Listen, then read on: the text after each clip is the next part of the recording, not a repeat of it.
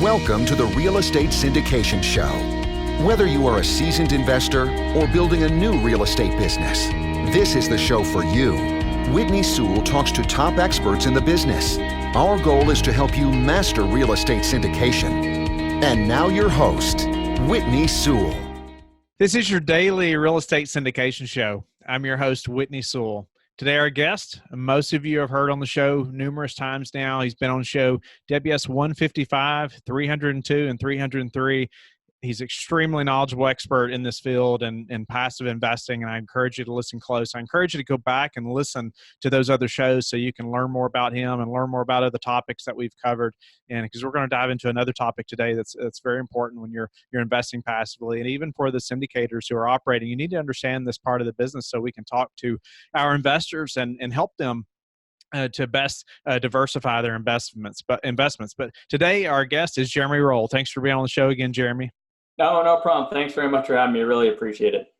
Yeah, a little about Jeremy. He started investing in real estate and businesses in 2002 and left the corporate world in 2007 to become a full-time passive cash flow investor. He's currently an investor in more than 70 opportunities across more than $1 billion worth of real estate and business assets. As founder and president of Roll Investment Group, Jeremy manages a group of over 1,000 investors who seek passive, managed cash flowing investments in real estate and businesses. He's also the co-founder of For Investors by Investors, also known as LFIBI, a nonprofit organization that was launched in 2007 with the goal of facilitating networking and learning among real estate investors in a strict no-sales pitch environment. LFIBI is now the largest group of public real estate investor meetings in California with over 27,000 members. Jeremy, thank you so much for being on the show again. I appreciate your willingness to share your expertise, and it's been very valuable in the past. I know you and I talked about numerous people have reached out to you, and I'm grateful for that. I hope more will, and just to learn from you. But let's dive right in. I know we'll probably fill this show up really quick with this topic and possibly another one. We'll see how it goes. But thank you again. And let's dive into diversification and let's get us started. And as a passive investor, what should we even be thinking about when we're thinking about diversifying our investments? Yeah, great question. And for those of you out there listening, I'm very conservative. So the disclaimer is I'm not a financial advisor or an accountant or attorney or anything. So everything's just my perspective as an investor, but I have about 17 years of investing experience at this point when we're recording it as a passive investor. So, I think that diversification is critical for passive investors specifically, and it's probably critical even if you're active. And the reason why I say that is because as a passive investor, I like to tell people that I trade control for diversification. That's literally my mindset. And so obviously there's a lot more to passive investing than just that. But if you think about that carefully, trading control for diversification. And essentially, when I'm passive, I have a very, very small piece of ownership in an LLC. So for any voting items, my vote is somewhat inconsequential. It obviously counts to an extent, but it's a very small percentage. And therefore, because I don't have that control and I can't really make decisions on a day-to-day basis, the diversification is absolutely key. I think a lot of people will relate to the idea that, not putting all your eggs in one basket. And, you can think of Madoff, unfortunately, in those types of incidents. And the thing that kills me about a Madoff story, aside from what he did, was that, if some people have put all their eggs in that one basket and lost everything, and I'm guessing some people probably put 5%, 10%, whatever the percentage was, and it probably hurt a lot, but it probably didn't cause like a huge life blow up. And that really is how you approach diversification can literally make the difference between your financial life blowing up and it just being a little bit of a problem. That's not an exaggeration, it's just a fact. And so diversification to me is just a very, very important topic, especially because as a passive investor, I give up control. Okay. No, I like that. Yeah, trading control for diversification. Yeah. I mean, you said in your bio, it says across 70 opportunities, more than $1 billion worth of real estate. I mean, so you're very diversified. You're very experienced. Go ahead. Yeah, I was going to say, in all fairness, because I've been doing this full time for a long time now, and I've been doing it full time for 12 years and in general 17, I have the time to become what I call hyper diversified. And so because I'm really low risk, I take a more hyper-diversified approach, which I think is a little extreme. And for most people, it doesn't make sense, both because they don't have the time to become hyper-diversified. They may not be doing it full-time, and they may not even want to become people out there may not agree with the concept of being in so many opportunities. For me, it helps me to sleep really well at night. But everyone's going to have their own opinion as to what the right amount of diversification is for them. I can tell you that anecdotally, and having this conversation with many, fellow investors over the years, I find that the most common level of diversification people typically seek, if they really go out there and have a strategy towards diversification, is possibly having somewhere between 2% and 5% of the amount of investable cash that they're planning on putting in this type of asset class and passive, opportunities per opportunity. So in other words, they're spreading it across somewhere between, at 5%, it's 20, 2%, it's a little bit higher. 2% is probably a bit of extreme, it's 50. Some people actually try to get it across 10. One of the biggest challenges in passive investing is that if you're being really careful and you're really, really trying to do the right thing and be cautious with what you're going into, it's going to take a while to get proper diversification. I don't mean days or months, I mean years, honestly. So it's a slow and steady progression, just like real estate typically is. And but it really pays off in the long term as far as helping to reduce a lot of the risk. So the amount that's invested is something I wanted to talk about, and you hit on this a little bit. So, let's say, someone has, $500,000 they're wanting to, okay, they've learned about the syndication business, they've been in the stock market, possibly, most of their career. Now they've been exposed to this type of investment possibility or opportunities.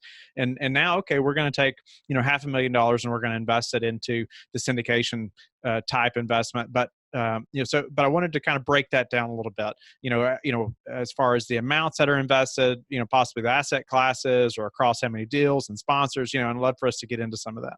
Sure. Yeah. So, your example of 500,000 is probably a good one and somewhat realistic for some people listening, I think. And so, in that case, I mean, if you're asking me, my one person's opinion, the most common thing I would probably see is someone taking 500,000 and saying, okay, I'm going to divide it up into 10 tranches of 50,000, because it's fairly common to find opportunities with minimum investments of 50,000. It's harder to find them, for example, at 25, but they're out there.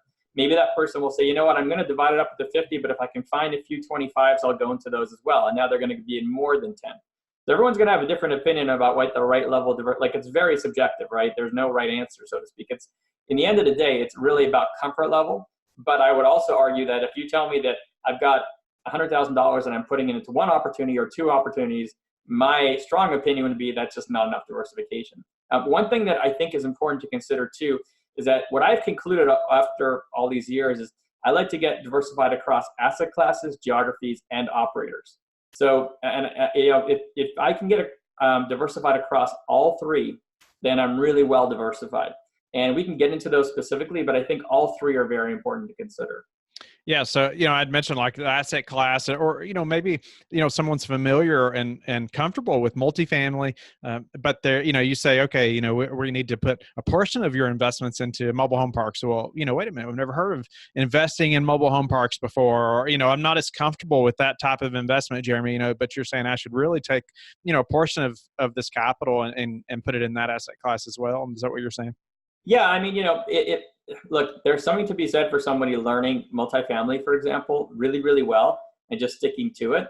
But what happened? I mean, I can give you so many of these, what I call 1% risks of opportunity blowing up or even an asset class blowing up, right? And just an easy example for everybody to understand is that if somebody said 10 years ago, I'm just going to go 100% into retail because I understand it. I'll do some large malls, I'll do some strip centers, but I'm going to do retail and I understand it. Today, they may not be in the best shape, and that may have not been the best diversification strategy. And it's very possible that today, where we sit, in 10 years from now, if someone went all in on one asset class that looks okay today, it may not be okay in 10 years. So this goes back to if you're going all in on one asset class, then to an extent, you're still going into the same type of basket. And if it happens to be that basket's number type comes up, so to speak, not a good thing. So I personally like to get as diversified as possible, but I know there's also there's definitely a side of opinion that would say just get to know one asset class as well as you can. I just don't personally fully agree with it. Yeah, and I would also encourage the listeners to go back and listen to the shows 155, 302, and 303, where Jeremy really dove into active versus passive investing and the due diligence as a passive investor that you need to do on a sponsor and numerous other things. We dove into the private placement memorandum as well, and that's going to be some great knowledge or information you need, before we really get to this point, and thinking about how we're going to diversify. But going into diversifying, are you going to always do the minimum amount, per opportunity? Not necessarily. If in your example, if somebody had $5 million and they were looking at $50,000 opportunities, so what is that? That's 100 opportunities to deploy $5 million. That doesn't make sense, right? I think the best way to look at it is try and figure out how many slices you want to cut up of the pie. And then once you determine the number of slices, figure out if it's possible to get diversified across the asset classes, geographies, and operators. And I want to just get into that a little bit because I think it's really important to understand each one. So, from an operator perspective, we go back to the Madoff problem, right?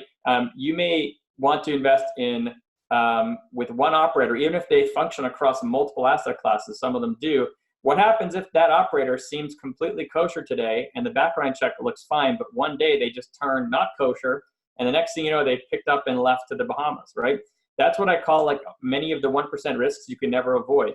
And one of the ways to reduce those risks is to diversify out of necessarily having too much money into one operator. So it's always great. Frankly, and I love making a bet on good people. That's what primarily I look to do. And when I can find someone I'm convinced is good, to really like double and triple that bet, but not to the point where you're overexposed into one person, going back to the Madoff idea. And then from a geography perspective, that's actually a question of demand, which is hard to forecast necessarily 5 or 10 years down the line, either for a specific asset class or maybe even like the economy within a specific geography can change over time, right? The one that's really easy to understand from a geographical perspective is being careful from a weather pattern or whatnot. So there's earthquakes that have certain risks, there's hurricanes that have certain risks, and there's tornadoes that have certain risks. And they're in different parts of the country. There's frozen pipes that have certain risks in more asset classes like mobile home parks than others. I can give you some examples, but I specifically try to be really careful with the geographic risks by asset class to help reduce that as well.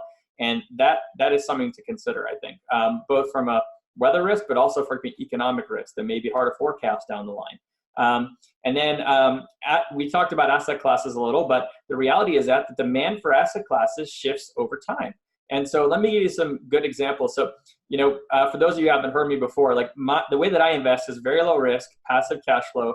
I literally want to go to sleep tonight, wake up tomorrow, and not much has changed because I live off the cash flow. So I got into this in 2002 for predictability. And I got out of the stock market because of the lack of predictability from my long-term retirement account. That's really what the driver was for me. So if I'm thinking about predictability, the question is, what asset class will provide predictable cash flow for the next 10 years, and which areas will in asset class make sense? And so, I would argue that self-storage, Florida and Texas, top two states that with the projected migration of population coming in because of retirees in the next 10 years because of the aging population. Well, when you start thinking about that, what are they going to demand? They're probably going to demand some self-storage because they're going to be downsizing, and they're probably going to be long-term users of those self-storage because they want to keep their stuff that they've had their whole life, right? So if you get into the right locations, again, going back to geography, with the right asset class paired, you could start to find that predictability. But at the same time, that asset class in the Northeast where people are moving away from, and I'm just using that as a generalization, there's always good locations in a specific area, but the concept of someone moving from the north down to the south, what's the demand going to be in the north for that same asset class in 5 to 10 years? A little more uncertain.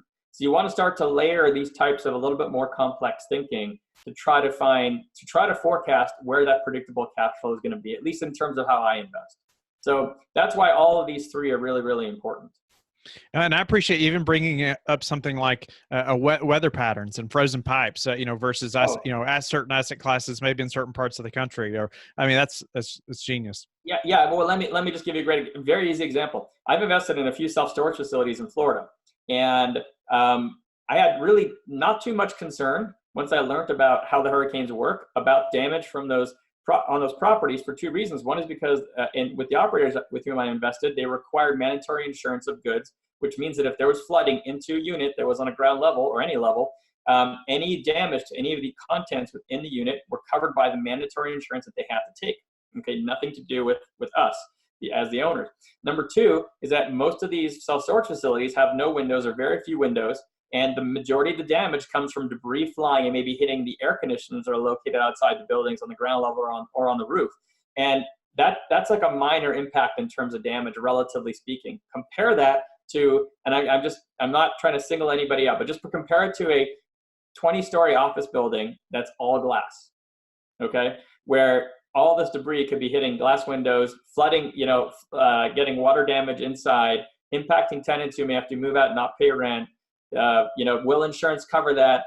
Hard to say. So my point is, like, I'm very comfortable without much issue really investing in self-storage in that particular geography, but I have a lot more challenge investing in an office building potentially. And again, this is just a random example I'm pulling, but so there's a lot to consider when it comes to weather, when it comes to predicting demand, and also making sure that you're really diversified across the operators as well. Okay. So initially we need to really assess how much of an investment we're going to make, right? And then it's going to allow us to think about how diversified we can be, and it's going to lead us to how much we can invest possibly per opportunity.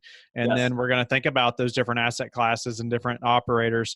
Are you going to switch asset classes after each investment? Are you going to switch operators after each investment? What does that look like? No, the reason why is because it's finding opportunities is, as a result of networking, is somewhat random, because it's actually somewhat random as to when the operator you want to make a bet on is going to put something under contract that you can actually look at as a potential investment.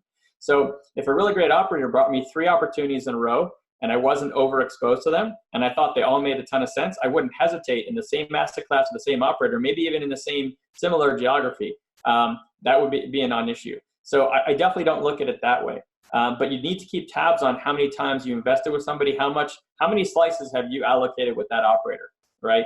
That's something you need to take a look at. And also, same thing, if I found 10 multifamily deals in a row and I'm already in 10, I'm going to be much more selective in the next 10 and make sure that I'm not overdoing it. That's for sure.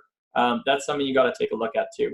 So you just got to be mindful about how many slices you have to work with and how are you going to allocate those slices out. Who's going to be sitting at the table getting those slices.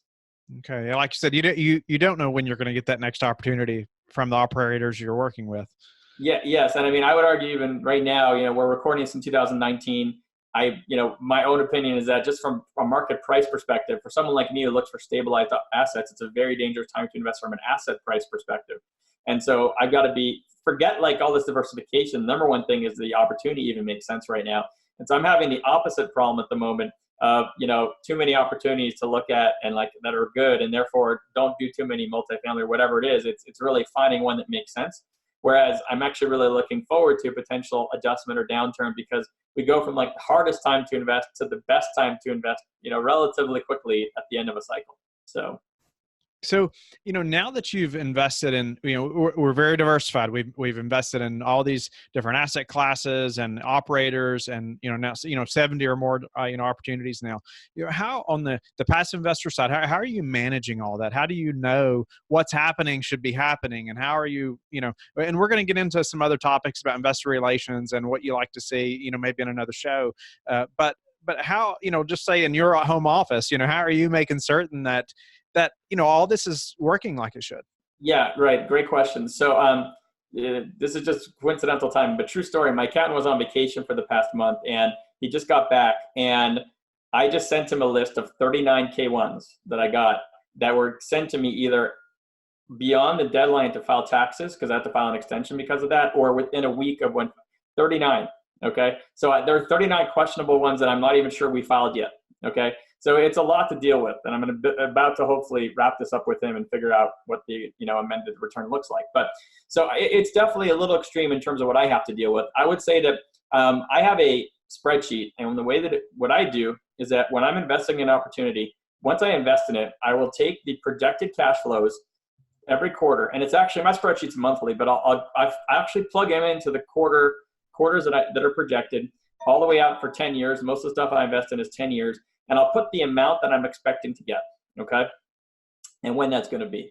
And then, the best way to describe what I do is that all my work is up front as a passive investor, because I'm doing all this due diligence and betting and making sure I want to get into the opportunity, making sure I want to make a bet on that person. Once all that's done, then I'm reading a quarterly report and making sure I got a check, and making sure the check looks like, around about what it's supposed to be as far as dollars. If not, figure out the variance. So the way my approach is that I have a spreadsheet full of expected cash flow. I will start to basically check each one that comes in and check them off. And then the approach that I take is that anything that's more than 20% off of what the projection was. So if I was expecting 10% cash flow annualized on a specific opportunity, but I got 7%, then I'm going to look into it a little further. But if I got 9% or 11% and it was within a pretty reasonable range, then I'm probably not going to bother too much. I'm just going to go on to the next one. I will definitely read the quarterly report and I'll understand what happened, but I'm not going to worry about it too much, because it was plus or minus within some predictability of what I was looking for, right? So that's how I handle it. I have a spreadsheet that's pre-populated to know what to check and how much to check for from each operator. And then if I get past a deadline of when I think I'm supposed to get a check, and this does happen, then, and I say a check, but most of it's now ACH, I will then follow up with an operator and ask what the ETA is and why it hasn't come, that type of thing. So that's how I handle it. So anyone who's looking to do this in a smaller scale can do it in a similar way if they want. Again, that's just one method. There might be other methods that, frankly, that are better out there. No, that's good to hear. So, I don't know too many investors who have invested in that many opportunities, so I just wonder how you manage that. And it sounds like, you've developed a routine where I like the fact that you are, ahead of time, you're putting in an amount so you know what to expect when that comes in. So I think if I didn't do that, and it's actually really easy to do, because when you just invest in something, you've got the pro forma in front of you, you're just carving out, usually the projections are annualized, so I just divide them by 4, and it takes like 5 minutes to do right up front. But if you don't do it, it starts to add up, and you haven't done it, you have no idea what you're getting. You won't remember, what was this supposed to pay? Like, was this supposed to pay in year 3, 9%, 11%, is it off or not? So, it's definitely a huge help that I do that in advance. And it's actually really not that time consuming, because you're doing it one at a time. You're not doing it all together. So, you're not investing in 10 things at once. So it's fairly easy to do from a time perspective. Yeah. Then towards the end of the month or end of the quarter, you're going to be able to easily see which ones you haven't been reimbursed or haven't received a distribution for. Yes, for sure. Yeah. Okay. So, on diversification though, any other topics, any other things that you would like to bring up as far as, making certain a passive investor understands just this importance, of diversification? I know we've hammered on it, but anything else that we should really discuss? Yeah, I would say that, the one thing I find a lot of passive investors unfortunately don't do is think really far ahead. Now, there are some opportunities you get into that are 1-2 year projected timelines, and others 5-year, others 10-year. Those are the most common, different timelines. And I tend to go longer term because I'm looking for predictability. I'd rather be in a deal for 10 years that has a fixed rate loan for 10 years, that has a little bit more predictable cash flow, that's very highly occupied. That's like my perfect profile, so to speak. Now, the problem when you get into a longer term deal is that it's hard to forecast, with everything changing in society, what the demand's going to be. And I'm going to give you a little bit of outlandish examples, but just to prove a point. So, self-driving cars, okay? Potentially flying cars, which may sound crazy, but Uber is expected to launch flying cars in 2023 at this point, from what I read. Okay, delivery by drone. Okay. The need for parking in certain apartment buildings, or even in certain retail malls or whatever, based on self-driving cars, not necessarily needing that parking, right? All these things, when you're investing in an asset today, what does society look like in 10 years? Where is the demand going to lie? And how does that impact, even just they call it, not structurally, but I'm blanking on the word when you kind of have an outdated use of a property that can't be reconfigured. What's the word I'm thinking of? I'm blanking. I don't know if you're familiar with this. I'm not sure either. Yeah. So I'm thinking of structural, but that's not really the word. So great example is the younger generation prefers 9-foot ceilings right now. Okay. And so if you're looking at a apartment building built in the 70s, 80s at 8-foot ceilings, and you buy that, there's nothing wrong with it, but just know that structurally you cannot change it. You cannot change it. And so that's what you're dealing with. And so you've got to just try to think really far ahead to avoid the landmines. And another great example is, I pretty much have been sitting on the sidelines since early 2017 because I was concerned about a downturn. And in fact, let me take it even further, which is I've been investing for a recession since 2013. That doesn't mean that I thought a recession was going to happen in 2013 or 14, honestly. What that means is that I had to think 10 years ahead and try to project when I thought a recession was going to be, to make sure that any asset class I was investing in at that point was going to be able to get through a recession without too much trouble. So everything I was investing in since then, I projected there'd be a recession in 2018. I was clearly wrong.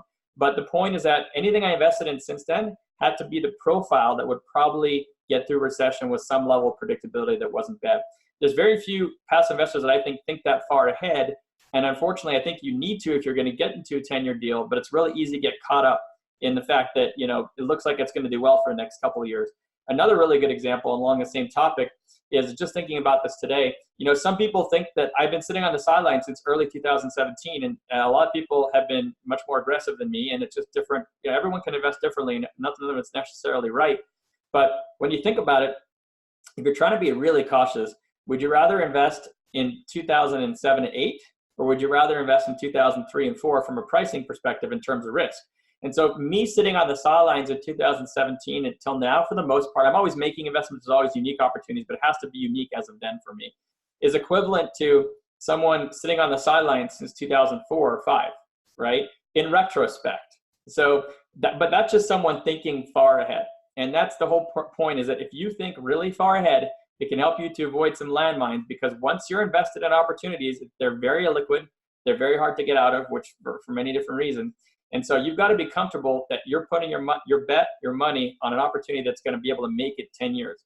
Be sure to think 10 years out if you can. And it's hard. It's hard to even think about what things are going to be like in 10 years. I appreciate you even bringing up like flying cars. If you would have mentioned, if you'd have said, Whitney, when do you think we're going to have flying cars? I mean, I would have said, well, I don't know. It's probably going to be 30, 40 years from now, Right. But you said 2023, they're expected, Uber's expected to have some. And so, 10 years from now, then, who knows, what's going to be different as far as in this industry and in many industries, but how that's going to affect everything. I mean, many industries, how things are delivered and if we need those parking spaces and many other things. I've had a ton of conversations and not really come to very good conclusions, frankly. It's very hard to think of that far ahead and stuff, but like a great example is, Domino's Pizza, okay? Right now they have a ton of small retail locations you can go to, right? Tiny little 1,000, 2,000 square foot locations, maybe a little bigger for the back and the ovens and stuff. And there's a lot of them in close proximity because their delivery will allow them to take those pizzas and deliver them close by. What happens if they decide that they're going to deliver by drone? And even if they don't, what happens if they decide they're just going to consolidate into a warehouse that's in a certain area? What happens to all your retail spaces, right? What happens if they decide that they're going to have self-driving cars pick stuff up from a centralized location? All of a sudden, those specific locations are no longer needed. But today, everything seems fine, right? So that's why you got to really think about what's going to happen in retail in 5 to 10 years, what's going to happen in all these asset classes in 5 to 10 years, and just do your best to think ahead. It's not always easy, but at least the more obvious ones, like let me give you an obvious one, okay? Senior living.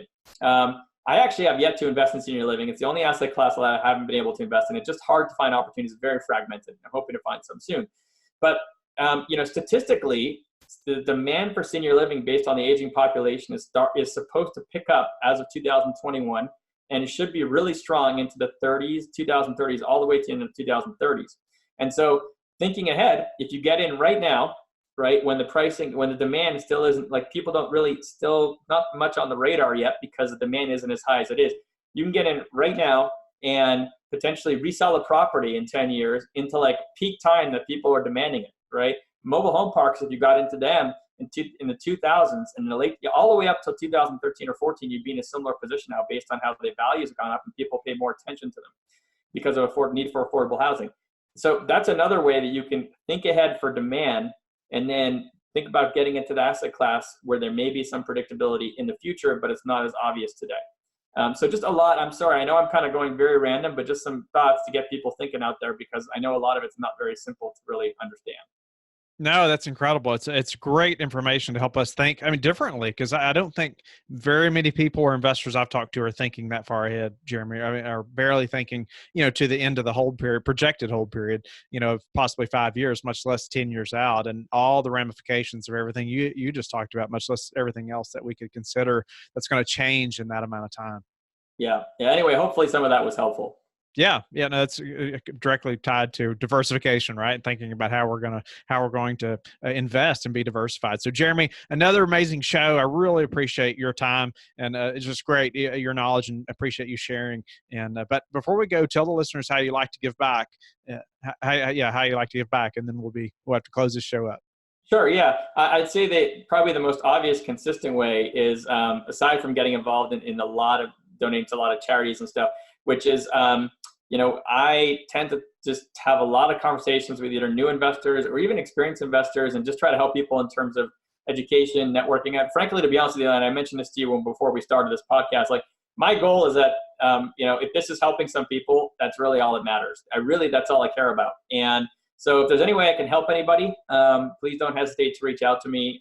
That's my number one thing right now. Is I'm very fortunate to be able to live off the passive cash flow. And if I can help other people in other ways, especially those who are in the corporate world right now trying to figure out how to get out, I was able to do that. So if I can help you, that'd be great. But in any way, don't hesitate to reach out to me. Do you mind if I share my email? Just that's the easiest way to reach me. That was going to be my next question. So go ahead and tell people how they can get in touch with you. Yeah, my email is jroll, so JROLL at Roll Investments, which is ROLL Investments with an S, which is plural.com. So jroll at rollinvestments.com is the easiest way to reach me. Thank you for listening to the Real Estate Syndication Show, brought to you by Life Bridge Capital. Life Bridge Capital works with investors nationwide to invest in real estate, while also donating 50% of its profits to assist parents who are committing to adoption. Life Bridge Capital, making a difference, one investor and one child at a time. Connect online at www.lifebridgecapital.com for free material and videos to further your success.